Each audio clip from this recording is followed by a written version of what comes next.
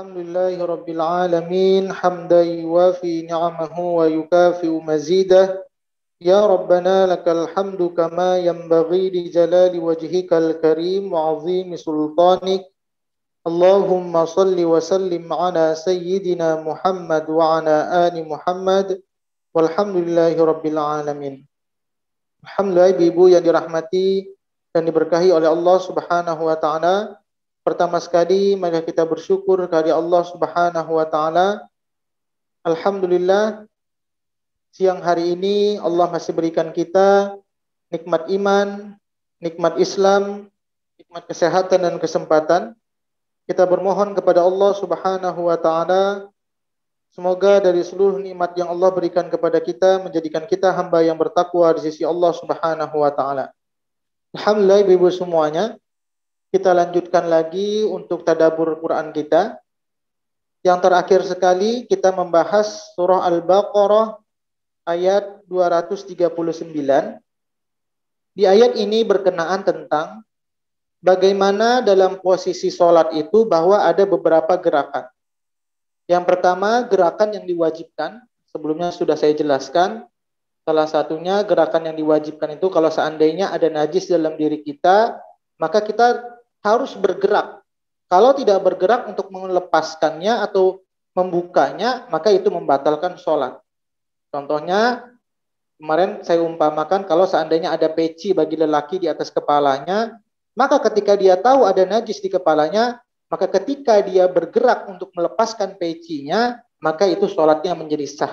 Akan tetapi kalau dia tahu, tapi dia membiarkan saja, tidak membukanya, maka tidak sah sholatnya. Inilah salah satu gerakan wajib dalam sholat. Kemudian ada lagi gerakan sunnah, ada gerakan mubah, ada gerakan makruh, ada gerakan yang diharamkan. Itulah ayat yang berkaitan tentang ayat ke-239, tentang bagaimana hukum-hukum gerakan dalam sholat. Kemudian, ini dari ibu-ibu minta, bagaimana kalau seandainya kita bahas sholat itu lebih detail lagi, karena memang ayat ini hanya membahas tentang gerakan sholat saja. Dalam hal sholat ini, ibu-ibu semuanya, semenjak kita kecil sampai sekarang, yang namanya sholat ini nggak pernah habis-habis dibahas. Bahkan di pengajian-pengajian manapun akan dibahas selalu sholat. Jadi tidak ada istilah, alah sholat ini sudah selalu sering diulang-ulang, saya sudah paham. Tidak, terkadang manusia itu pertama lupa. Kemudian terkadang sudah tahu, tapi bagaimana lagi kita agar tahu bagaimana ketika sholat itu kita benar-benar mendapatkan kekhusyuan di dalam sholat tersebut. Maka itulah pentingnya sekali kita ulang-ulang memang apa itu esensi dari sholat yang selama ini kita kerjakan. Maka daripada itu ibu-ibu semuanya, kita lihat dulu apa itu pengertian dari sholat. Sholat itu secara bahasa ada yang mengartikan maknanya adalah zikir. Karena memang dalam seluruh isi-isi dalam rangkaian sholat itu yang dibaca adalah zikir. Yang kedua, ada juga yang mengatakan makna sholat itu adalah secara bahasa artinya doa. Karena memang dalam rangkaian kata-kata di dalam sholat itu banyak doa-doa yang terkandung di dalamnya. Ada juga yang mengatakan istighfar. Karena memang bagian dari rangkaian dalam ucapan dalam sholat tersebut, ada juga memohon ampun kepada Allah Subhanahu wa ta'ala. Rabbighfirli warhamni, minta ampun. Maka itulah makna sholat secara bahasa. Sedangkan makna sholat secara istilah ialah ibadah yang tersusun dari beberapa perkataan, perbuatan. Jadi ada perkataan, ada perbuatan dalam rangkaian sholat tersebut yang dimulai dari takbiratul ihram dan disudahi dengan salam. Dan memenuhi syarat-syarat yang ditentukan. Jadi ada syarat-syarat yang ditentukan. Nah, sholat ini adalah hukumnya wajib bagi setiap yang mengaku beriman kepada Allah Subhanahu wa ta'ala, atau wajib hukumnya bagi yang mengaku Islam. Kenapa? Di dalam hadis, sebagian hadis dikatakan, apa bedanya antara orang kafir dengan orang Islam, yaitu dari sholatnya. Maka inilah salah satu pembeda antara Islam dengan tidak Islam, yaitu dari segi sholatnya. Maka inilah kita, amalan yang pertama dihisab di sisi Allah Subhanahu wa ta'ala, itu adalah sholat. Nah sekarang kita sudah tahu, sholat Sekarang kita ingin tahu itu makna sholat secara bahasa dan istilah. Sekarang kita ingin tahu kapan waktu-waktu sholat itu. Allah berfirman di dalam surah An-Nisa ayat ke-103 bahwa Allah akan tentukan sholat-sholat itu. Surah Ali Imran An-Nisa ayat 103, Inna sholata kanat 'alal mu'minina kitaban mawquta. Sesungguhnya sholat itu adalah fardu, diwajibkan. Maksudnya di sini yang ditentukan waktunya atas orang-orang yang beriman. Jadi sholat itu sudah ada waktu-waktu yang ditentukan oleh Allah Subhanahu wa taala. Kemudian, apa saja waktu sholat tersebut? Inilah waktu-waktunya. Yang pertama adalah waktu-waktu sholat fardu. Yang pertama zuhur. Kapan tibanya waktu zuhur itu? Yaitu sejak tergelincirnya matahari hingga bayangan benda sama panjang dengan benda tersebut. Jadi kapan tibanya waktu zuhur? Yaitu ketika sejak tergelincirnya matahari hingga bayangan itu sama panjang dengan benda tersebut. Jadi kalau kita berdiri, ibu-ibu, benda itu sama panjangnya dengan diri kita. Atau kalau ada tombak atau ada kayu atau apapun ketika didirikan, ditegakkan, sama panjang bayangannya.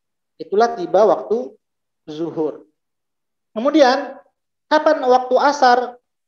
Yaitu ketika bayangan benda sama panjang dengan benda tersebut hingga menguningnya matahari di ufuk barat. Nah, tidak dibenarkan mengakhirkan sholat asar sampai menguningnya matahari di ufuk barat, kecuali bagi orang yang dalam keadaan darurat.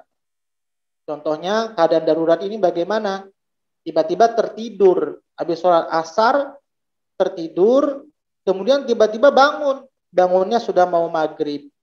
Maka ketika kita langsung bangun dari tempat tidur itu, maka tetap dibolehkan kita sholat asar karena memang dalam keadaan darurat.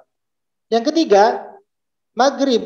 Kapan tibanya waktu sholat maghrib? Yaitu sejak dimulainya matahari terbenam hingga awan mega merah di ufuk barat menghilang.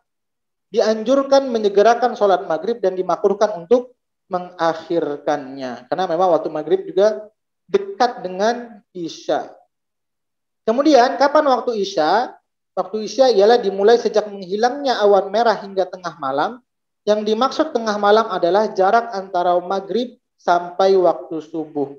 Dianjurkan mengakhirkan sholat isya selama tidak ada kesulitan dalam melakukannya. Jadi kalau seandainya ini dianjurkan untuk mengakhirkan. Mengakhirkan di sini bagaimana maksudnya?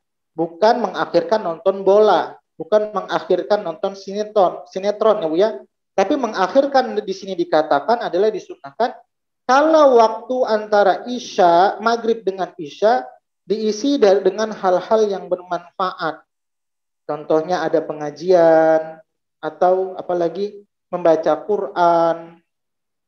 Semua hal-hal yang mendekatkan diri kepada Allah Subhanahu wa taala, maka itu dianjurkan kita untuk mengakhirkan. Kemudian salah satu lagi, kalau seandainya kita ingin mengakhirkan, yakin kita bahwa dalam setiap hari kita itu terbangun malam untuk sholat malam. Maka lebih baik isyanya diakhirkan. Tapi kalau seandainya kita ragu, tidak terbiasa bangun tengah malam, maka lebih baik isyanya diawalkan. Kemudian kapan tibanya waktu subuh? Yaitu waktu sholat subuh dimulai sejak terbit fajar shodiq hingga terbitnya matahari. Fajar shodiq yaitu cahaya putih panjang melintang yang muncul di ufuk timur. Cahaya tersebut terus bertambah terang hingga matahari terbit. Itu waktu sholat subuh. Dan kapan dilarangnya sholat?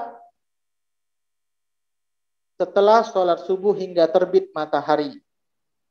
Itu dilarang sholat. Kemudian ketika matahari terbit hingga meninggi seukuran 1 tombak. Kemudian ketika matahari tepat di atas kepala hingga tergelincir ke arah timur. Kemudian setelah sholat asar hingga matahari terbenam.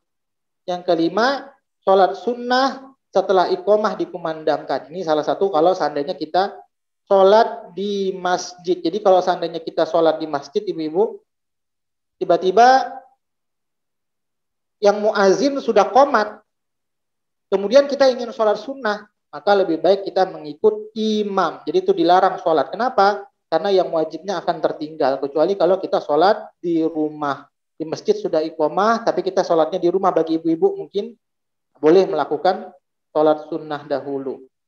Kemudian, di mana tempat dilarangnya sholat, yaitu yang pertama di kuburan. Yang kedua, di kamar mandi, itu dilarang sholat. Yang ketiga, kapan lagi dilarang sholat, yaitu di kandang unta. Ini tidak boleh sholat di kandang unta. Jadi ada 3 tempat. Tapi pengecualian dari larangan di atas, contohnya ada pengecualian di larangan sini, diperbolehkan sholat pada waktu-waktu tersebut untuk mengqadha sholat, baik di sholat fardu maupun sholat sunnah. Kemudian diperbolehkan yang melakukan sholat-sholat sunnah yang memiliki sebab.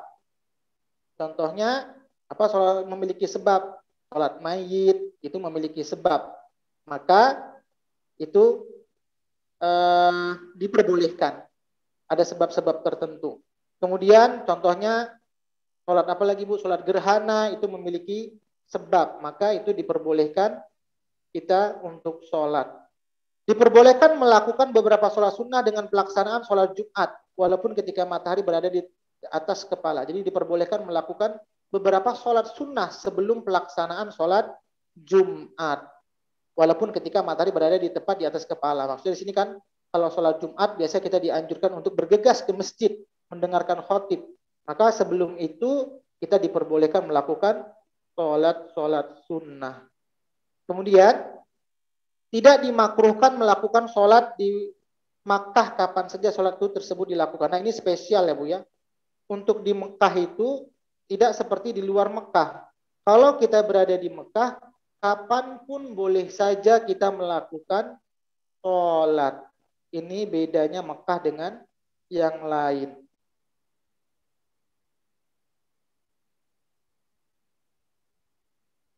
Nah, jadi di sini dari hadisnya dikatakan, ya bani abdi manaf, la tamna'u ahadan tafa bihadza al-bait wa shalla ayah sa'atin sya'a min laili aw nahari. Ya, ini hadis riwayat Tirmizi ya Bu ya. Hadis ke nomor 868.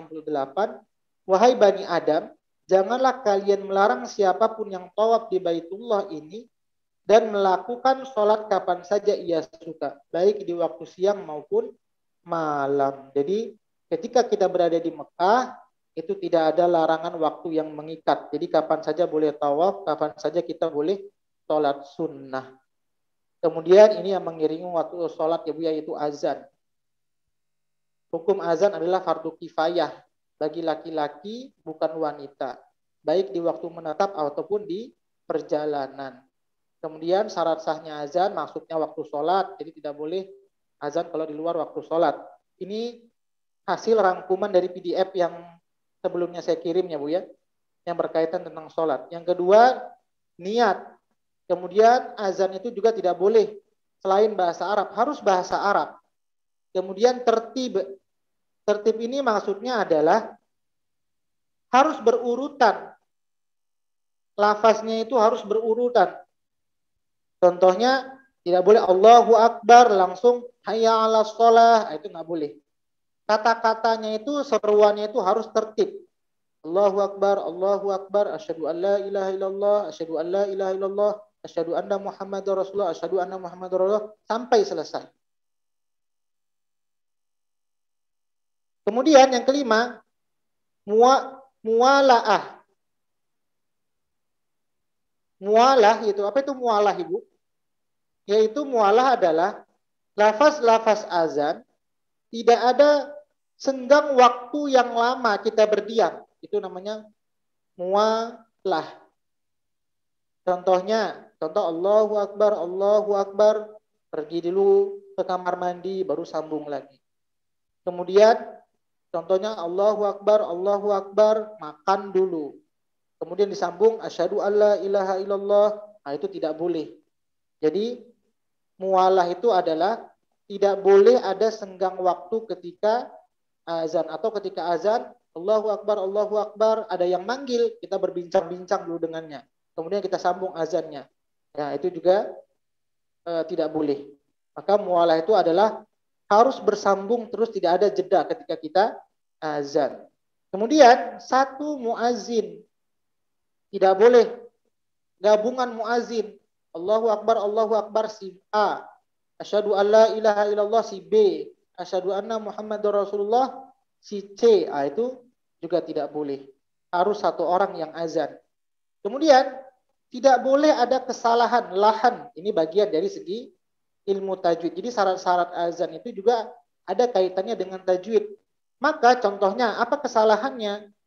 Yaitu kesalahan yang besar. Contoh seharusnya Allahu Akbar pendek tapi dibaca Allahu Akbar, itu salah. Atau kesalahan yang lain. Jadi kesalahan yang menjadikan azan tidak sah ini adalah dari segi panjang pendeknya.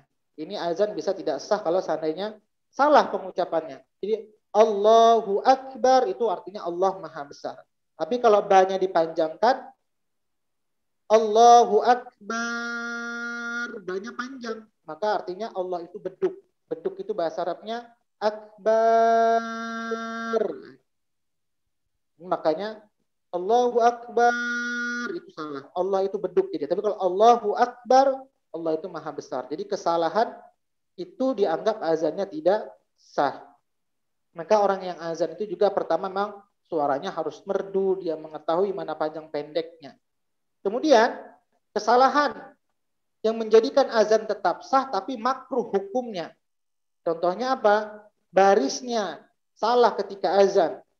Contohnya Allahu Akbar, dibacanya Allaha Akbar, Allaha Akbar. Atau orang juga sering ketika azan Allahu Akbar, mungkin ini harusnya fathah tapi ke E bacanya. Azannya tetap sah tapi makruh hukumnya. Kenapa? Karena memang secara pengucapannya tidak sempurna. Itu dari segi azan. Kriteria muazin yang pertama muslim. Yang kedua mumayyiz. Mumayyiz ini maknanya adalah orang yang dapat membedakan mana yang baik dengan mana yang buruk walaupun dia belum baligh. Itu mumayyiz. Kemudian laki-laki. Kemudian kriteria muazin berikutnya adalah seorang yang suaranya bagus. Kemudian lagi apa lagi? Mengetahui waktu sholat. Jangan semua tiba-tiba langsung ke masjid langsung azan saja. Maka seorang muazin itu juga harus tahu kapan dia harus azan. Hal-hal yang disunahkan bagi muazin. Menghadapkan wajah Allah dengan azannya. Mengharapkan wajah Allah dengan azannya. Maksud mengharapkan wajah Allah ini adalah dengan meluruskan niat ketika kita azan, Bu ya. Kemudian suci dari hadas besar dan kecil ketika azan. Berdiri menghadap kiblat. Kemudian ini yang disunahkan ketika azan. Menolehkan kepala dan leher ke kanan saat mengucapkan hayya 'alas shalah, kemudian ke kiri ketika mengucapkan hayya 'alal falah. Ini semua ada hadisnya, Bu ya. Hadisnya nanti mungkin boleh Ibu lihat di PDF itu untuk menghemat waktu. Kita tidak bacakan hadisnya, Bu ya. Kemudian memasukkan dua jari ke dalam dua telinga. Jadi masukkan dua jari ke dalam dua telinga. Kemudian mengeraskan suara ketika menyeru. Jadi ketika azan itu betul-betul suaranya dikeraskan. Kemudian hukum iqamah. Hukum iqamah adalah fardu kifayah. Ini adalah persyaratan kalau kita sebelum melaksanakan sholat. Nanti apa saja kalimat-kalimat sholat itu kita mungkin sudah tahu semua, Ibu ya. Apa saja juga kalimat-kalimat iqamah itu kita juga semuanya sudah tahu. Jadi tidak perlu saya tuliskan lagi apa bunyi-bunyi kalimat sholat dan iqamah. Kemudian sifat-sifat sholat. Jadi ada syarat sah, ada wajib, ada rukun sholat, ada sunnah sholat. Sunnah juga terbagi dua dari segi ucapan dan perbuatan.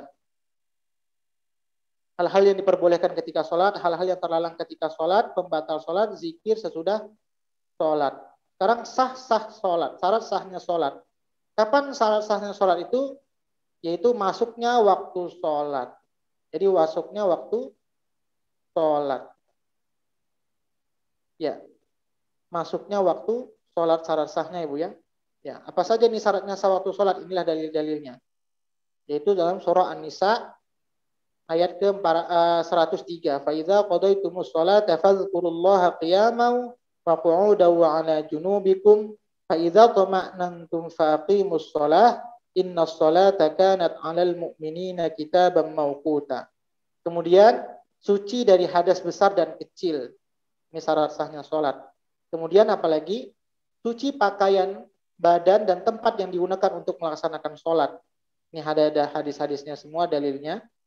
Kemudian menutup aurat. Ini dalil-dalilnya juga ketika sholat. Nah kemudian itu untuk syarat sahnya sholat. Kemudian rukun-rukun sholat. Ini menghadap kiblat juga ya syarat sahnya sholat. Tapi kalau kondisi dalam keadaan darurat, maka ini boleh kalau dalam keadaan kiblatnya. Rukun sholat, apa saja rukun sholat? Yang pertama niat. Yang kedua takbiratul ihram. Ini semua ada dalilnya Bu ya. Nanti kita boleh contoh niat, ada dalilnya, ini niat. Yang kedua takbiratul ihram, ini dalilnya. Kemudian berdiri pada sholat yang bagi yang mampu. Ini juga rukunnya sholat. Membaca Al-Fatihah pada setiap rakaat. Kemudian ruku dan tumakninah di dalamnya. Kemudian rukun sholat, i'tidal setelah ruku dan tumakninah di dalamnya. Kemudian sujud dan tumakninah di dalamnya. Yang kedelapan, duduk di antara dua sujud dan tumakninah di dalamnya. Tumakninah ini bagaimana ukurannya Ibu? Ini para ulama juga berbeda pendapat. Yang pertama tumakninah itu ketika punggung dan kepala kita sudah lurus. Ukurannya itu adalah, kan ada orang yang ketika sholat seperti patok ayam.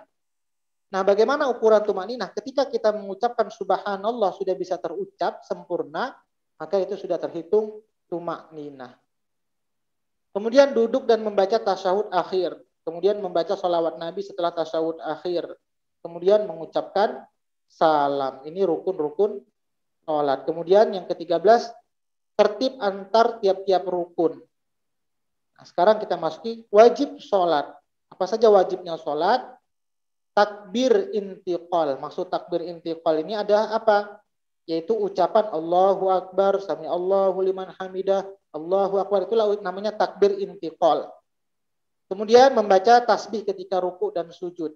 Jadi ini takbir yang maksud di sini adalah membaca Allahu Akbar dan seterusnya Bu ya. Sami Allahu liman hamidah. Kemudian membaca tasbih dan ketika ruku dan sujud, ini bacaannya ketika Subhanakallahumma rabbana wa bihamdik Allahumma ghafirli. Ini macam-macam ada doanya. Boleh juga dibaca subuhun qudus rabbul malaikati warruh. Ini juga boleh. Kemudian apalagi membaca doa di antara dua sujud. Allahumma ghafirli warhamni wa'afini wahdini warzuqni. Kemudian ini dalam hadisnya Abu Daud. Kemudian tasyahud awal dan duduk di dalamnya. Sunnah-sunnah dalam sholat, sunnah dari segi ucapan apa saja? Yaitu sunnah dari segi ucapan, membaca doa iftitah setelah takbiratul ihram. Ini juga doa ini adalah sunnah. Yang wajib itu adalah rukunnya Al-Fatihah. Kemudian membaca isti'azah sebelum membaca Al-Fatihah.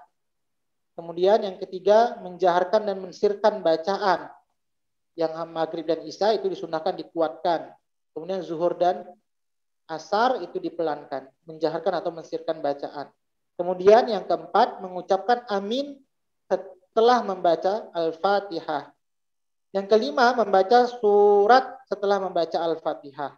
Ini juga disunnahkan dari segi ucapan. Menambah doa bangkit dari ruku. Kemudian berdoa ketika sujud, ini juga disunahkan ketika sujud. Ini semua sujud. Banyak orang juga yang mengatakan bahwa di sujud terakhir, bahwa di dalam setiap sujud kita disunahkan untuk berdoa. Yang kedelapan, membaca sholawat Nabi setelah membaca tasyahud awal. Itu disunahkan. Sunnah dari segi ucapan yang lainnya berikutnya adalah berdoa setelah membaca tasyahud akhir. Ini juga disunahkan. Kemudian mengucapkan salam kedua. Assalamualaikum, waalaikumsalam, baru assalamualaikum yang ke kanannya itu juga disunnahkan. Jadi kiri kanan itu disunnahkan. Assalamualaikum yang ke kanan, baru assalamualaikum lagi yang ke kiri. itu disunnahkan. Kemudian sunnah dari segi perbuatan, yaitu apa saja sunnah dari segi perbuatan? Ya, membuat pembatas sutrah ketika akan sholat.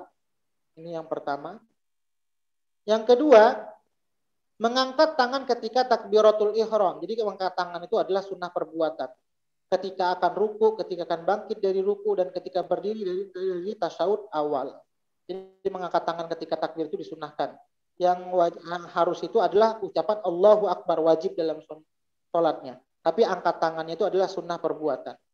Kemudian yang ketiga, meletakkan tangan kanan di atas tangan kiri pada dada. Kemudian yang keempat, melihat ke tempat sujud. Yang kelima, ketika ruku posisi punggung lurus dengan ujung kepala. Jadi antara belakang dengan kepala itu harus sama sejajar panjangnya, Bu ya.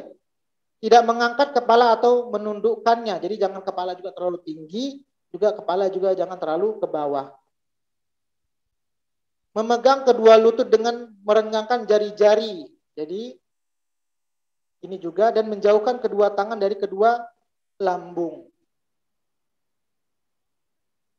Kemudian memperlama ketika i'tidal dan duduk di antara dua sujud. Ini sunnah perbuatan. Yang ketujuh, turun untuk bersujud mendahulukan kedua tangan sebelum kedua lutut.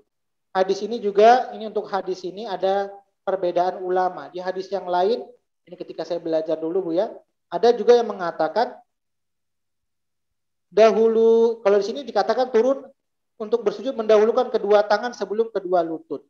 Ini tangan dulu turun baru lutut. Ada juga di hadis yang lain lutut dulu baru tangan. Ini tergantung kondisi. Ini dengan Rasulullah menyampaikan dalam hadis ini, kalau seandainya, jadi orang berpahaman, wah hadisnya saling berlawanan. Tidak, hadisnya tidak saling berlawanan. Ini tergantung kondisi. Kalau bagi orang yang kondisinya masih muda ya Bu ya, biasanya dia lutut dulu baru tangan. Tapi kalau orang yang tua itu supaya untuk menahan dia tidak jatuh, maka tangannya dulu turun. Maka ini tergantung kondisinya. Dua-duanya benar. Ini ada hadis yang lain untuk yang ini.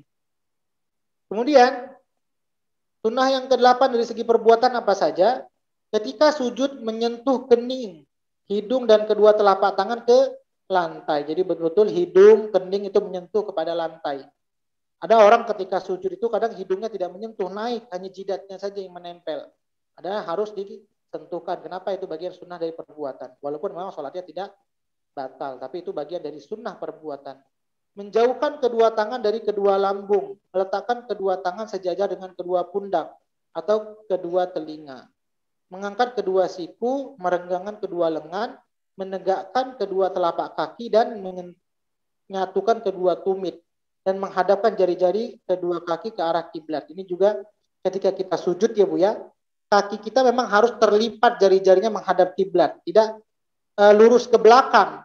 Ada orang yang ketika sholat memang jari-jarinya tetap hanya ditekukkan saja, tapi jarinya tidak dilipatkan.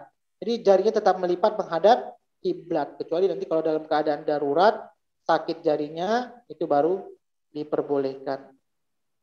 Kemudian duduk iftirosh ketika duduk di antara dua sujud. Yang ke-10, duduk sejenak, duduk istirahat setelah sujud ketika hendak berdiri untuk rakaat yang kedua atau rakaat yang keempat. Yaitu ada berduduk sebentar baru kita berdiri. Tidak langsung dari sujud langsung bangkit. Duduk dulu baru kita bangkit.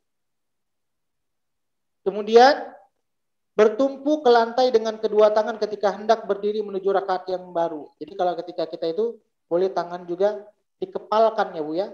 Bertumpu di sini adalah dikepalkan kalau kita ingin bangkit.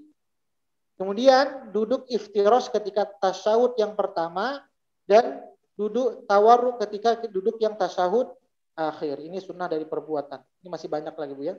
Mengangkat jari telunjuk dan berisyarat dengan jari telunjuk ketika tasyahud dengan menggerak-gerakkan dari awal doa sampai akhir doa dan memfokuskan pandangan pada telunjuk tersebut. Ini juga berbeda pendapat tentang gerakan jari ini. Ada yang mengatakan ini banyak hadisnya Bu ya. Jadi ada yang berpendapat semuanya benar. Jadi jangan ada wah mana yang benar, gerak semua atau gerak sekedar dari asyhadu alla digerakkan, itu juga ada hadisnya.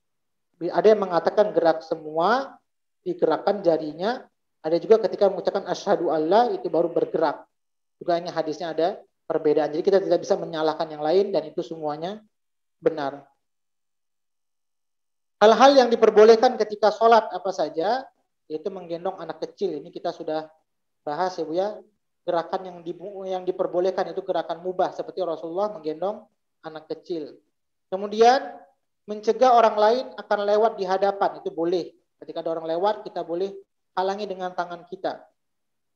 Membunuh ular kalajengking atau binatang lain yang membahayakan. Ini juga kita sudah bahas. Kalau ada gerakan yang memang kondisi darurat itu diperbolehkan.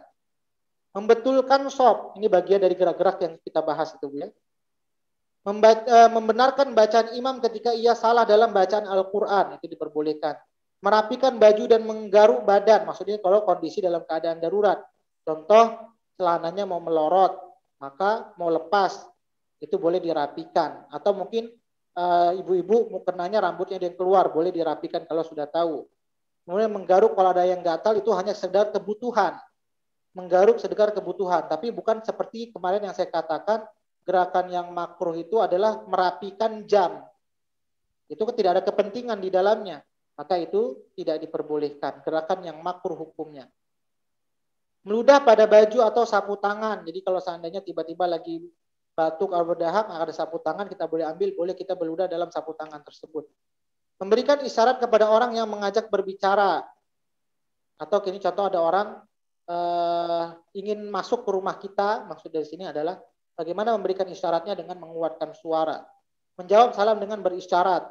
Mengangkat kepala ketika sujud untuk mengetahui keadaan imam. Ini contohnya kalau seandainya imamnya nggak bangkit-bangkit ini. Pingsankah atau apakah meninggalkah. Maka kita boleh angkat kepala untuk mengetahui yang posisi di belakang imam. Kenapa ini nggak bangkit-bangkit imamnya. Maka kita boleh bergerak. Kalau seandainya nggak bergerak pingsan atau bagaimana. Maka yang posisi di belakang imam langsung boleh memindahkan posisi ke depan.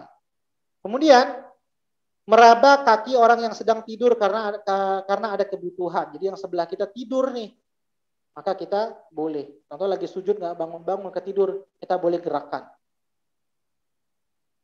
Berjalan sedikit karena ada kebutuhan. Ini contohnya kemarin boleh mungkin mengisi sop atau ada sop yang renggang atau ada orang yang kemarin seperti Nabi itu contohnya dekat dengan pintu, dia membukakan pintu karena ada hajat. Ketika Sayyidina Aisyah ingin masuk ke rumah. Karena memang rumahnya kecil, kemudian ketika sholat itu pas berhadapan dengan pintu masuk. Menengok ke samping karena ada kebutuhan. Ini hal-hal yang ada kebutuhan, yang mungkin ada binatang atau gangguan. Jadi kalau tidak ada kebutuhan itu tidak boleh membatalkan. Membuka sendal ini dalam hadis yang sebelumnya pernah saya sampaikan. Atau yang semisal karena ada kebutuhan, najis contohnya. Sholat sunnah dengan melihat mushaf. Ini juga diperbolehkan. Mengulang-ulang bacaan ayat dalam sholat sunnah. Berdehem itu boleh juga nih bagi wanita. Contoh kalau seandainya ada seorang imam atau berdehem ini juga contohnya kalau seandainya sholat. Kalau bagi wanita itu ditepuk tangan ya Bu ya gerakannya. Atau berdehem ini juga contohnya ada orang masuk atau ada orang maka kita bisa dengan berdehem juga. Menangis ini juga hal-hal yang diperbolehkan dalam sholat. Mengucapkan subhanallah bagi laki-laki dan menepuk tangan bagi wanita ketika akan meninggalkan imam dalam sholat berjamaah. Mengucapkan alhamdulillah ketika bersih di dalam sholat ini juga diperbolehkan. Nah, kita bersih asim contohnya ibu ketika sholat maka kita bolehkan mengucapkan alhamdulillah. Ini dalil-dalilnya semua dari penjelasan yang di atas tadi Bu. Ya. Nah ini tadi yang diperbolehkan. Sekarang hal-hal yang dilarang ketika sholat.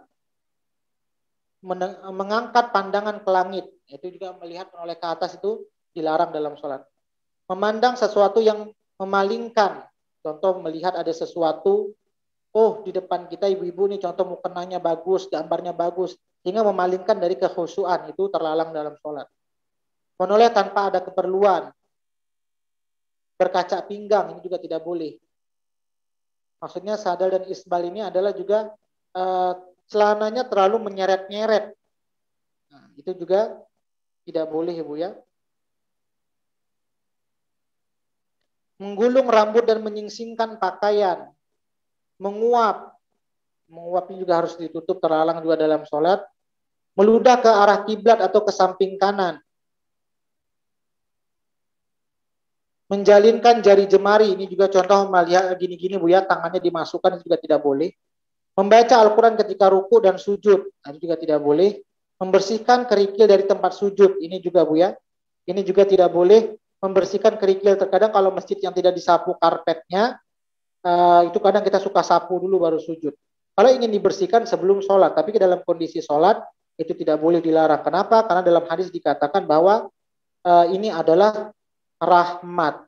Ini dalilnya bahwa dalam kotoran tersebut dalam lantai itu adalah rahmat. Kita tidak boleh nih hadisnya idza qama ahadukum fi shalah fala yamsahil hasa fa inna rahmah wajihuhu. Jika seorang di antara kalian mendirikan salat maka janganlah dia mengusap butir-butir pasir yang ada di tempat sujudnya karena sesungguhnya itu merupakan rahmat yang selalu bersamanya. Jadi kalau memang ingin dibersihkan sebelum sholat. Menempelkan kedua lengan ke lantai ketika sujud. Ya, sini bersikaplah pertengahan ketika sujud. Jangan salah di antara keduanya membentangkan kedua lengan. Maksudnya membentangkan ini bagaimana Ibu? Dari telapak tangan sampai siku ini menempel ke lantai. Dan yang menempel itu adalah bukan dari depan sampai ke belakang, tapi telapak tangannya saja. Maka di sini diumpamakan seperti anjing. Jadi nggak boleh tangannya seperti kita orang sujud lagi malas. Dari depan sampai belakang itu dia menempel ke lantai. Yang hanya menempel ke lantai hanya telapak tangannya saja. Kemudian, sholat dengan menahan buang hajat, ini juga dilarang. Mau buang air kecil, mau buang air besar, kalau sana itu batalkan saja. Itu makruh hukumnya, menahan seperti itu. Sholat seorang laki-laki dengan pundak yang terbuka, ini juga tidak boleh. Pundaknya terbuka, pakaiannya tidak tertutup ya Bu ya. Ini juga dilarang. Walaupun ini maksudnya melarang itu bukan berarti sholatnya batal, tapi hukumnya makruh ya Bu ya, larang di sini. Kemudian berisyarat dengan kedua telapak tangan ke samping kanan dan kiri ketika mengucapkan salam. Jadi mengisyaratkan dengan kedua telapak tangan ke samping dan ke kanan ketika hendak mengucapkan salam. Ini juga tidak boleh Bu ya.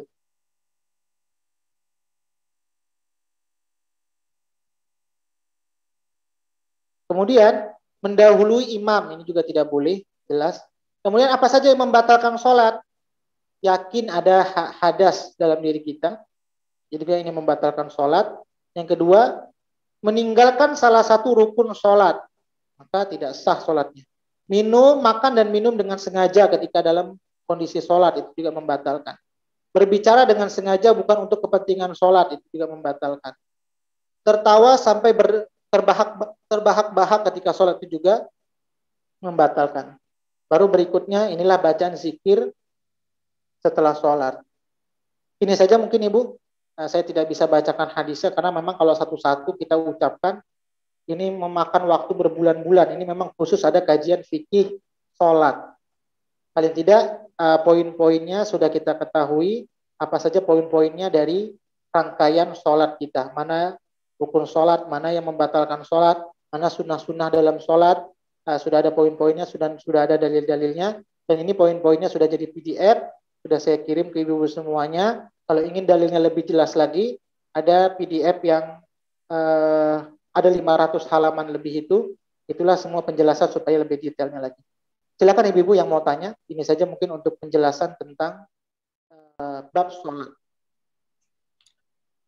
Saya tidak bisa satu hadis saya jelaskan karena itu memakan waktu lama. Nanti tadabbur kita tidak jalan. Karena memang kalau satu hadis dijelaskan sampai detail, itu paling nggak memakan waktu juga mungkin hampir setengah tahun juga ya. Karena memang fikih sholat itu banyak dijelaskan. Karena para ulama berbeda pendapat. Ini saya ada buku. Ini backgroundnya saya hilangkan dulu ya. Ya. Maaf, saya hilang.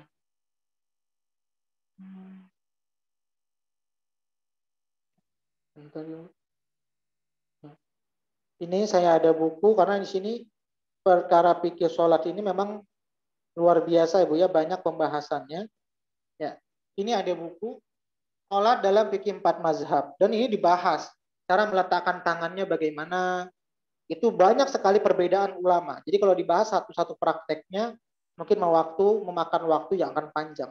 Mudah-mudahan nanti kalau seandainya tajwid kita sudah selesai, ibu-ibu sudah bisa paham semua tentang tajwidnya, ini kita bahas fikih sholat dalam kondisi 4 mazhab. Jadi kita pelan-pelan nanti bahas ini. Nanti akan saya juga simpulkan, rangkaikan apa intinya, baru kita praktekkan satu-satu seperti kita praktek tajwid pelan-pelan juga Ibu. Silakan Ibu ada yang mau tanya? Karena memang sholat ini dengan baca Quran itu penting ya Bu ya dalam kehidupan. Assalamualaikum. Silakan Ibu yang mau tanya. Ini saja mungkin penjelasan tentang sholat. Assalamualaikum warahmatullahi wabarakatuh, Ustaz. Assalamualaikum warahmatullahi wabarakatuh ya Bu Sri.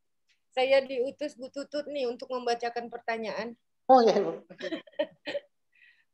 Yang pertama pertanyaan Bu Denok, Pak Ustadz, penderuman unta kalau zaman sekarang atau di Asia Tenggara persamaannya apa?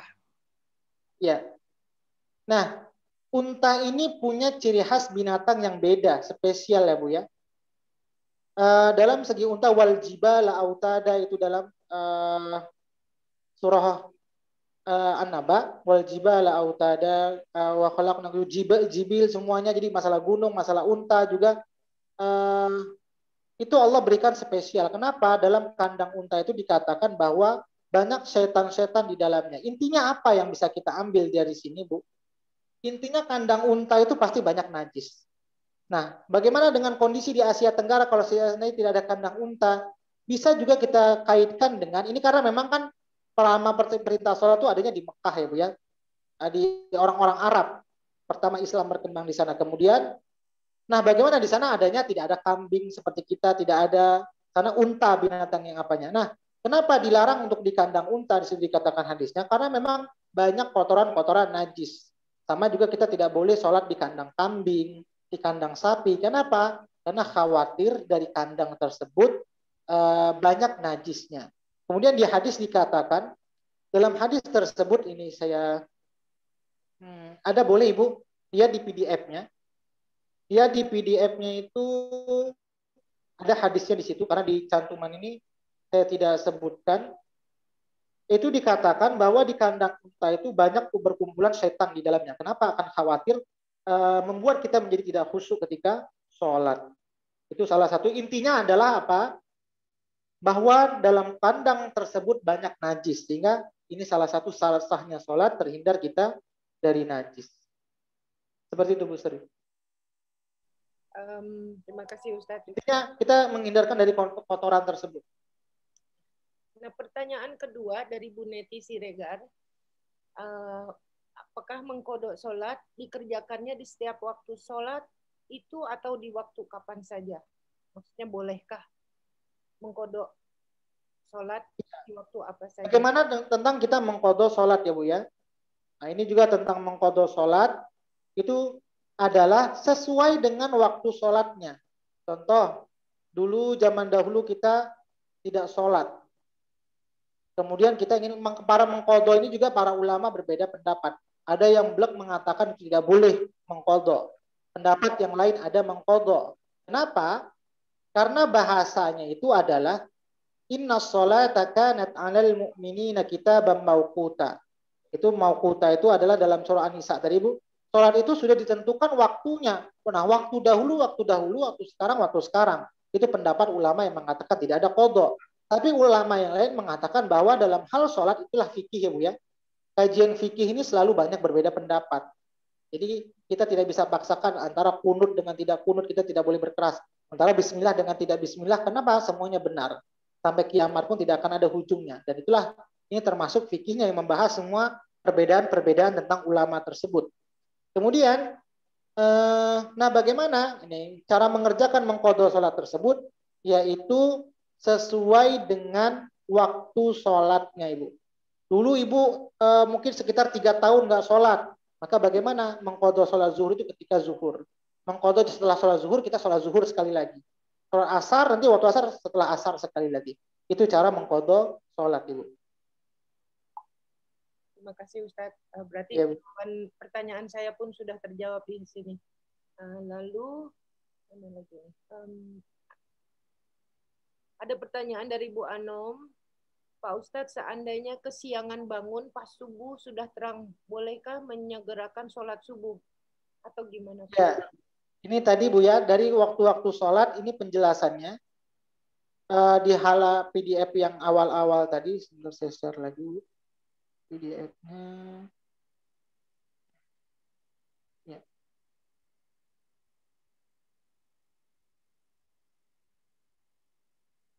Maaf, sebentar. Ya. Itu yang di awal-awal lagi. Kalau dalam kondisi darurat, contoh Bu Anom tiba-tiba bangun subuhnya sudah pukul 7.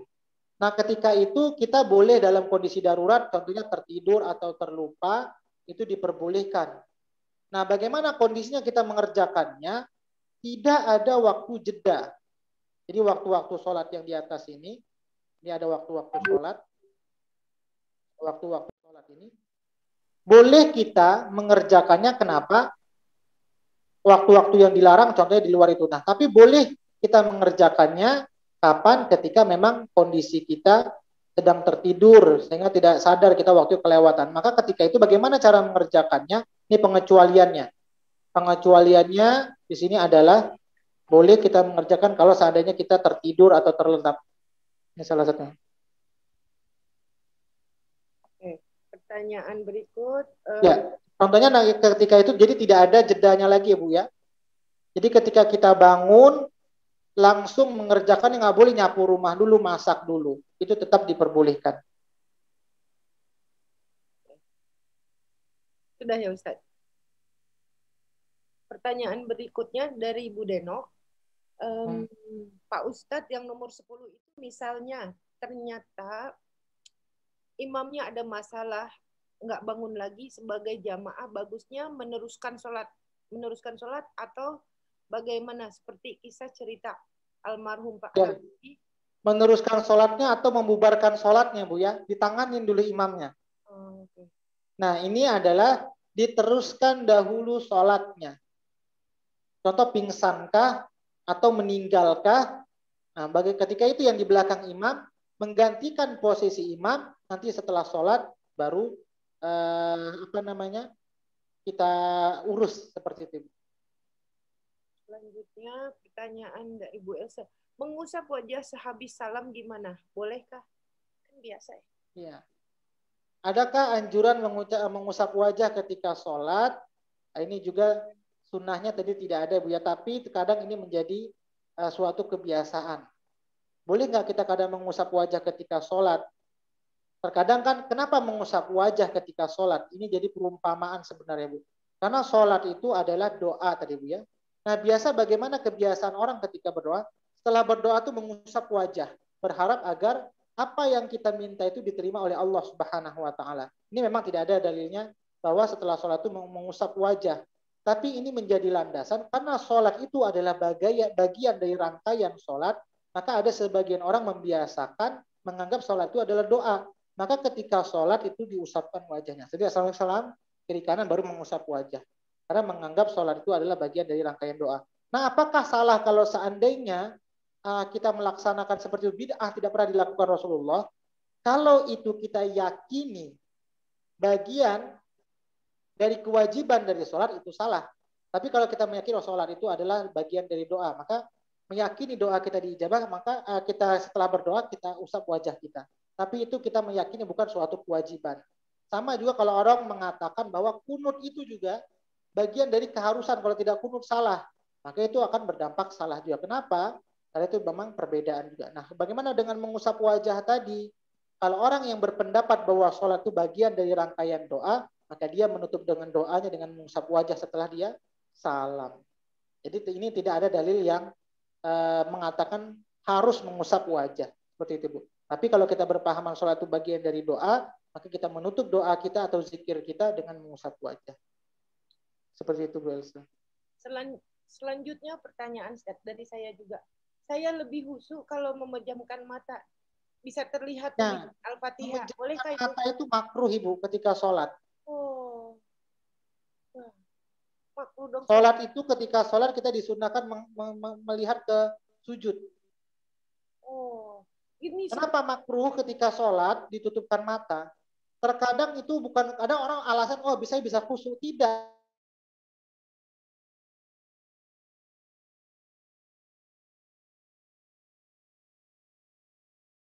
Tidak. Suara Ustadz ke mute, host. Oh iya, Pak Ustadz ke mute ya. Sebentar.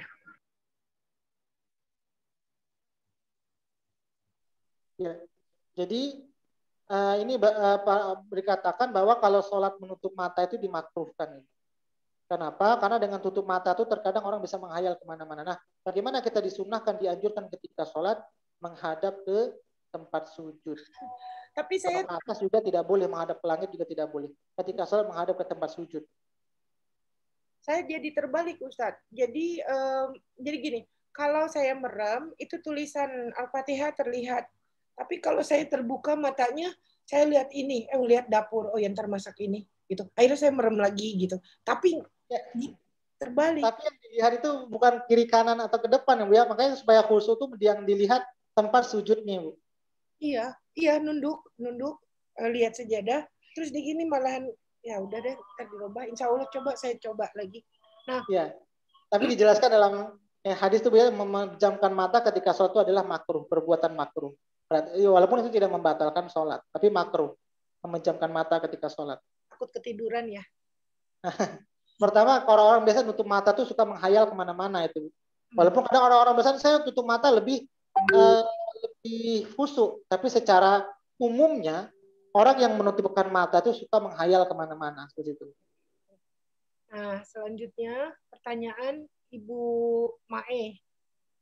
Pak Ustadz, kalau kita sudah wudhu dan sudah selesai sholat zuhur, misalnya, terus kita makan, minum, tapi tidak buang angin atau buang air atau tidur. Saat waktu masuk asar, boleh langsung sholat lagi tanpa ambil air wudhu atau harus wudhu lagi? Iya. Apa bedanya sholat dengan wudhu dengan tayamum? Wudhu itu selagi kita belum batal maka bisa dipakai terus untuk sholat. Kalau tayamum hanya bisa dipakai sekali sholat. Ini bedanya Bu, antara wudhu dengan tayamum. Jadi kalau wudhu contohnya sudah sholat zuhur sampai ke asar belum batal maka bisa dipakai sholat asar. Dari asar sampai ke maghrib belum batal maka bisa dipakai lagi. Jadi itu untuk sholat, untuk wudhu. Tapi kalau tayamum tidak ada air maka dia hanya berfungsi untuk sekali sholat. Contoh sholat zuhur nggak temu air pakai tayamum, maka nanti ketika sholat asar lagi harus tayamum. Jadi apa bedanya antara wudhu dengan tayamum? Tayamum hanya bisa dipakai sekali sholat, sedangkan wudhu itu bisa beberapa kali sholat selagi wudhunya belum batal. Itu bedanya antara wudhu dengan tayamum. Terima kasih Ustaz. Nah, pertanyaan selanjutnya dari Bu Mami. Untuk mengingatkan imam kalau makmumnya perempuan dengan cara apa? Iya, tadi sudah Bu Mami tadi, kalau seandainya bagi perempuan itu dengan salah satunya di sini dalam tadi dikatakan dengan tepuk tangan ya Bu ya, menepukkan tangan. Ini hadisnya ada sebentar saya. Jadi bagi perempuan kalau laki-laki tadi mengucapkan subhanallah. Kalau perempuan itu dengan tepuk tangan. Ada tadi dalam ini tadi slide tadi Bu ya. Hadisnya juga ada tadi juga. Jadi bagi wanita itu dengan menepukkan tangan, bagi laki-laki dengan mengucapkan subhanallah. Udah jawabannya. Ya, itu saja Bu. Jadi kalau bagaimana mengingatkan imam bagi wanita kalau seandainya laki-lakinya salah rakaatnya rukunnya dengan tepuk tangan. Ditepukkan tangan kita. Baik. Terima kasih Ustaz. Nah, pertanyaan selanjutnya dari Ibu Hani. Yang pertama sama, apakah boleh memejamkan mata? Tadi sudah dijawab. Yang kedua, membaca mushaf dalam salat kan tidak boleh digunakan dalam ruku dan sujud. Apabila diletakkan di kantong mukena yang berada di dada, bagaimana? Dan apabila mushaf yang diganti dengan HP, bagaimana? Ulang Bu Sri, suaranya kecil sekali. Oke. Pertanyaan dari Bu Hani. Apabila membaca mushaf dalam sholat, kan tidak boleh digunakan dalam ruku dan sujud. Apabila diletakkan di kantong mukena yang berada di dada, bagaimana? Dan apabila musafnya diganti dengan HP bagaimana? Ya. Yang pertama, gerakan yang diperbolehkan dimubahkan itu adalah ketika ada hajat. Ini yang kita bahas, gerakan mubah itu ketika ada hajat. Nah, bagaimana kalau seandainya tiba-tiba kita pakai HP? Contoh dari pakai HP dulu lah, nyimaknya. Nyimak bacaan pakai HP. Kemudian ketika selesai, kita masukkan ke kantong. Nah, tiba-tiba handphonenya habis baterai. Kita pakai lagi, ini kondisinya dalam sholat sunnah ya Bu ya. Kalau dalam sholat wajib itu, para ulama mengatakan, faqra'u ma tayassara minal Qur'an. Bacalah Al-Quran itu yang paling mudah bagi kalian. Ini kalau dalam sholat wajib. Ini kalau dalam kondisi sholat wajib juga berjamaah. Nah, kalau itu berlakunya sholat dengan menyimak bacaan itu adalah dengan kondisi sholat sunnah. Ini para ulama mengatakan seperti itu. Nah, karena ada hajat, contohnya menyimak bacaan makmum, menyimak bacaan imam, makmum kemudian mendengarkannya, atau kemudian kalau seandainya kita sendiri ingin ketika sholat sunnah, ingin membaca Quran dengan ketika qiyamul lail, menghatamkan Quran, maka dengan kondisi ada hajat seperti itu, diperbolehkan. Intinya ada hajat. Tapi gerakannya jangan banyak sekali. Contoh kalau pakai handphone nih, hidupkan handphonenya dulu, kemudian cari aplikasi Quran. Kalau memang ingin memakai Quran, langsung sebelum sholat kita buka sudah aplikasi Qurannya. Yang tidak boleh itu ketika tidak ada hajat, lagi pakai handphone membalas pesan WhatsApp. Dan itu sudah membatalkan sholat. Maka kalau seandainya kita lagi sholat, memakai handphone, matikanlah mungkin sinyalnya supaya tidak ada gangguan. Ibu. Takutnya nanti masuk pesan, masuk WhatsApp. Jadi selagi ada hajat itu diperbolehkan. Kondisinya dalam sholat sunnah. Terima kasih Ustadz. Pertanyaan berikutnya dari Ibu Jessica. Pak Ustadz, saya pernah masuk kelas fikih. Pakai buku fikih Sayyid Sabiq. Dalam kelas Sayyid Sabiq fikih 4 mazhab. Sayyid Sabiq itu fikih 4 mazhab. Dalam kelas tersebut, bab sholat diperbolehkan menahan buang hajat selama kita bisa menahannya. Bagaimana perbedaan itu Ustadz? Sebab selama ini saya menahan hajat dalam sholat. Apakah sholat-sholat saya sah Pak Ustadz? Terima kasih. Ya. Menahan hajat itu bukan berarti membatalkan sholat. Yang membatalkan sholat itu contohnya Bu ya, buang air besar, buang air kecil, berbicara. Menahan hajat itu hukumnya makruh, tidak membatalkan sholat. Jadi kalau ditanya, bagaimana kalau seandainya ketika sholat ini sakit perut, ingin buang air besar, ingin buang air kecil. Kalau ditahan itu hukumnya makruh, tidak membatalkan sholat. Seperti itu. Jadi dia bukan masuk kategori membatalkan sholat. Jadi yang membatalkan sholat itu sudah ada sendiri. Ya Bu ya. Jadi hal-hal yang membatalkan sholat itu sudah ada semuanya Bu ya, aturan-aturan yang membatalkan sholat. Nah, kalau itu masuknya adalah yang makruh dalam sholat, yaitu yang terlarang itu bukan berarti membatalkan ya Bu ya. Salah satu terlarang itu tadi menahan. Seperti itu Bu. Pertanyaan selanjutnya dari Bu Erni Namura. Ustadz, kalau subuh kesiangan dan niat mengkodo, apakah tetap sholat sunnah fajar? Niatnya. Ya. Contoh nih, kalau seandainya subuhnya kesiangan, tadi kalau kondisinya memang kita bisa langsung bangun, tetap kita dianjurkan untuk sholat subuh ya Bu ya. Jadi tidak ada jeda, kita tidak nyuci piring dulu, nyapu rumah, maka kita tetap melakukan. Nah, boleh nggak kita langsung melakukan, tiba-tiba kita tidak kerjakan, melaksanakan sholat fajar. Maka itu sudah punya rangkaian. Waktu sholat itu sudah, kata Quran, inna sholata kanat 'alal mu'minina kitaban mauquta. Waktu sholat itu sudah ada ditentukan masing-masing spesifiknya Bu ya. Zuhur, asar, sholat duha, sholat malam. Ketika kita tidak mengerjakan sholat satu, bukan berarti menggagalkan sholat yang lain. Nah, ini yang harus kita ingat ya Bu ya. Contoh, saya nggak sempat sholat subuh, berarti saya nggak sholat zuhur dong, atau saya tidak sholat duha. Tidak, karena sholat itu tidak menggugurkan sholat yang lain. Dia sudah ditentukan waktunya masing-masing. Ini Bu. Terima kasih Pak Ustadz. Pertanyaan selanjutnya dari... Maaf Ustadz, mencela sebentar Bu Sri. Maksudnya jadi sholat sunnah fajarnya tetap dilakukan sebelum sholat subuh yang dikodo itu ya Ustadz? Iya. Kalau seandainya tiba-tiba kita nggak mengkodo nih, ada orang yang tiba-tiba kebablasan, dia kodo mungkin besok ya Bu ya. Mengkodonya besok. Karena dia mungkin berpahamannya, dia tidak mengqadha. Sudah terlambat, udah saya nggak kerjakan lah, dilewatkan saja. Maka dia akan mengqadhanya besok contohnya. Maka tetap sholat fajarnya ada. Atau dia mengqadha sholat subuh, kemudian dia mengqadha lagi, maka sholat fajar itu dikerjakan juga setelah mengqadha sholat. Karena sholat fajar itu sholat Isra ya Bu. Kalau sholat fajar itu ingat Ibu, sholat fajar itu ini yang sering keliru Bu ya. Sholat fajar itu adalah nama lain dari sholat subuh. Selanjutnya saya persilahkan ke Ibu Zie Raisen, silahkan bertanya. Bu Zie. Halo Ibu. Nah, jadi ditanya ini sholat fajar atau sholat Isra. Kalau sholat Isra itu setelah sholat subuh. Tapi kalau perkara sholat fajar itu adalah nama lain dari sholat subuh. Assalamualaikum Ustaz. Assalamualaikum warahmatullahi Ibu. Ustaz, saya nak tanya. Okay, katakanlah saya dah ambil wuduk nak solat maghrib lah katanya. Lepas tu tiba-tiba anak saya berumur 5 tahun, tiba-tiba dia nak buang air besar. Sebelum dia nak buang air besar, saya harus basuhkan dia punya najis tu. Bila dah basuh najisnya, perlukah saya mengambil wuduk semula ataupun tak perlu? Iya, membersihkan najisnya membatalkan wudhu atau tidak.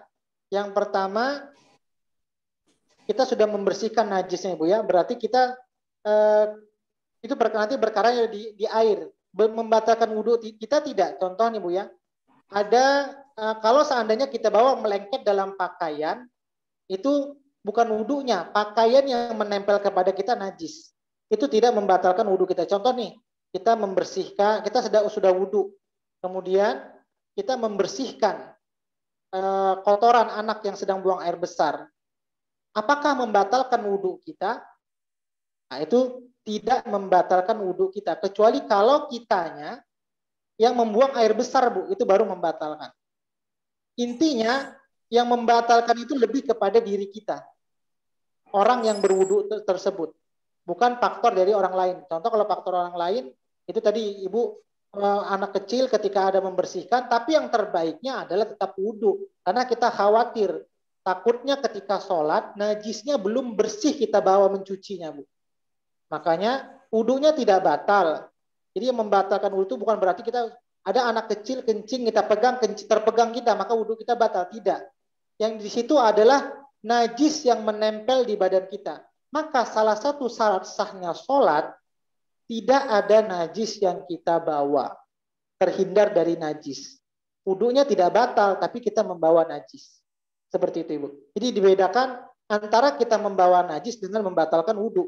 Kalau seandainya Ibu nih sudah membersihkan anak, langsung sholat nih. Maka kita tidak cek lagi. Itu takutnya ketika sholat kita membawa najis. Yang bagusnya bagaimana kita dengan wudhu lagi memastikan bahwa ketika kita wudhu itu sudah tidak ada bau-bau lagi di tangan kita. Seperti itu Bu. Jadi menyentuh kencing anak itu tidak membatalkan wudhu, tapi diri kitanya ada kena hadas. Najis. Seperti itu Bu. Dan itu harus dibersihkan. Paham. Ustaz. Seperti itu berarti ingin keyakinan kita lebih yakin lagi, kita dengan berwudu lagi. Dia tidak kategorinya, makanya sebelum sholat itu Bu ya, ada hadas besar, ada hadas kecil. Ini beda lagi kaitannya antara wudu dengan hadas. Orang yang ingin sholat harus terhindar dari hadas besar dan hadas kecil. Lain kategorinya dengan wudu. Bukan berarti ketika dia menyentuh anak kecil, wudunya batal, tidak. Sedang dengan kondisi seperti itu, badannya sedang ada hadas. Maka dia harus bersihkan dan sucikan dulu yang ada pada badannya, baru dia sholat. Seperti itu Ibu. Jadi harus dibedakan, apakah kalau seandainya ada anak seperti itu hadas, disucikan dahulu, maka kita lebih baik dengan wudu lagi. Seperti itu Bu. Dan pendapat ulama yang lain apalagi mengatakan, kalau seandainya ada hadas dalam diri kita, hadas besar terutama Ibu ya, buang air besar, atau sedang haid, atau juga berhubungan suami istri, maka itu mengkategorikan batalnya wudhu kita. Seperti itu Ibu. Baik Ustaz, terima kasih. Ya. Silakan Bu Dona selanjutnya. Ada lagi Pak Bu? Ustadz, Sudah azan. kalau iya, Pak Ustadz mau nanya, kalau misalnya saya dulu zaman masih kerja di Jakarta, misalnya sore saya pulang kantor gitu, terus masuk waktu maghrib, macet, itu ternyata habis waktu maghribnya sampai rumah. Boleh nggak dikodok, Pak? Assalamualaikum. Assalamualaikum warahmatullahi wabarakatuh. Yang pertama, dalam hal dikatakan yang boleh mengqadha sholat itu adalah sebanyak para ulama mengatakan, ada yang mengatakan 83 km. 83 kilo, ada yang mengatakan 93. Maka kita hitung dulu jaraknya, Bu. Ada tidak dari kantor ke rumah Ibu, karena memang yang boleh safar menjamak sholat dengan kondisi seperti itu. Nah, bagaimana kalau seandainya macet? Bumi Allah ini maksudnya Ibu ya, semua dijadikan masjid. Kita mungkin bisa belok di SPBU dulu, berhenti. Atau kita bisa belok dulu cari musola, karena memang musola banyak sekarang di Indonesia. Jadi kita hitung, kalau seandainya kilometernya itu melebihi dari 83 kilometer, maka itu kita boleh menjamak sholat. Bukan mengqadha ya Bu, ya mengqadha di lain waktu itu tidak boleh. Mengqadha itu dengan kondisi-kondisi darurat, itu tidak kondisi darurat. Kenapa? Karena memang kita dalam kondisi sadar. Kemudian banyak masjid, banyak SPBU yang bisa dijadikan tempat sholat. Kita bisa berhenti sejenak. Kalau seandainya memang dalam perjalanan kita panjang kilometernya, maka kita boleh menjamak. Dan jamak antara asar dengan maghrib itu tidak ada. Yang boleh dijamak adalah waktu maghrib dengan isya, zuhur dengan asar. Seperti itu, Ibu. Jadi tidak ada keringanan untuk mengqadha dengan kondisi seperti itu. Baik Pak Ustadz. Ya, Bu. Masih ada waktu, Ustaz? Ya, oke, Bu. Ini waktunya sudah azan asar. Oke, ya sudah. Kalau gitu. Ya. Maaf, Ibu. Intinya seperti ini, Bu ya. Pembahasan sholat ini memang sangat kompleks sekali. Saya tidak bisa jelaskan satu persatu secara detail. Intinya tadi kesimpulannya sudah ada, dalil-dalilnya sudah ada. Mudah-mudahan nanti kalau seandainya sudah selesai materi tajwid, nanti akan kita buat per bab. Ini kan tidak per bab, sekaligus dalam satu pengajian. Selesai. Jadi nggak bisa satu persatu kita selesaikan. Nanti kita akan buat fokus dulu apa saja rukunnya, apa saja sunnahnya, apa saja nanti hal-hal yang berkaitan dengan ucapan sunnah dalam sholat, ucapan perbuatan dalam sholat. Jadi satu-satu kita kupas dalilnya dan dari segi perbedaan-perbedaan bagaimana menurut pendapat para ulama. Jadi ini hanya sekedar pembukanya saja dulu. Mudah-mudahan nanti kalau setelah kita pengulangan materi tajwid sudah kuat, nanti kita akan fokuskan, mungkin ini juga masukan ya Bu ya, kita fokuskan tentang sholat kita agar sholat kita baik, baca Quran kita juga terbaik. Itu yang penting ya Bu ya, sholat baik, baca Qurannya baik. Ini saja mungkin Bu, karena nanti kita akan, saya ini nanti bukan saya coba ringkaskan untuk ibu-ibu, tapi nanti mungkin kalau mudah-mudahan setelah materi tajwid. Karena nanti kalau kita tidak fokus ke sholat saja, tadabbur kita nggak jalan-jalan nih Bu, karena memang satu ayat ini 139 ini cukup panjang tentang sholat. Jadi itu saja Bu, tentang yang berkaitan tentang sholat. Intinya tadi boleh Bu ulang-ulang lagi tentang PDF yang sudah saya serahkan tadi. Ada insya Allah semuanya di situ. Terima kasih Ustaz. Cukup ya Bu ya? Maaf, jadi untuk besok ayat 240 ya Pak? Besok ya, kita ayat 240 Ya, tentang 240 wasiat. ya. Kembali ke wasiat. Ya, Pak Ustadz, terima kasih. Iya Bu. Wasiat kita sebelumnya sudah, ini kembali lagi ke wasiat. Nggak apa-apa, ini wasiat bagi orang nanti yang ditinggal suaminya. Yang ketika mereka menikah, apa wasiat untuk istri. Ini yang berkaitan tentang ayat 240. Ini saja mungkin yang dapat saya sampaikan, lebih kurangnya mohon maaf. Mudah-mudahan Allah berikan kita keistiqomahan bisa menjaga sholat di awal waktu. Kemudian semoga sholat ini menjadi penolong kita. Kemudian amalan timbangan sholat kita baik di hadapan Allah Subhanahu wa Ta'ala. Karena yang pertama kali dihisab di sisi Allah Subhanahu wa Ta'ala adalah amalan sholat kita. Ini saja yang dapat saya sampaikan, lebih kurangnya mohon maaf. Kita tutup dengan doa. A'udzu billahi minasy syaithanir rajim. Bismillahirrahmanirrahim. Alhamdulillahi rabbil alamin. Hamdan yuwafi ni'amahu wa yukafi'u mazidah. Ya Rabbana lakal hamdu kama yanbaghi li jalali wajhikal karim wa 'azimi sultanik.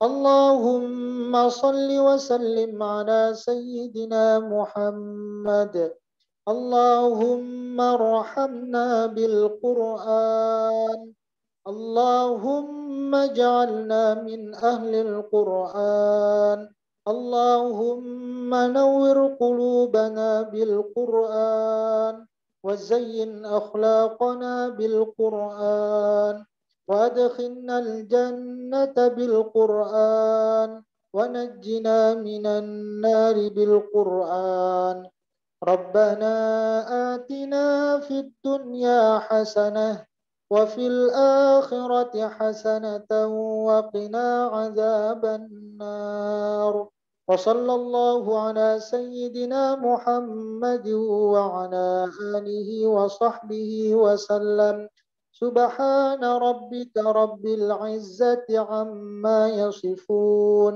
وسلام على المرسلين والحمد لله رب العالمين. Alhamdulillah, ini saja dapat saya sampaikan, lebih kurangnya mohon maaf. Assalamualaikum warahmatullahi wabarakatuh.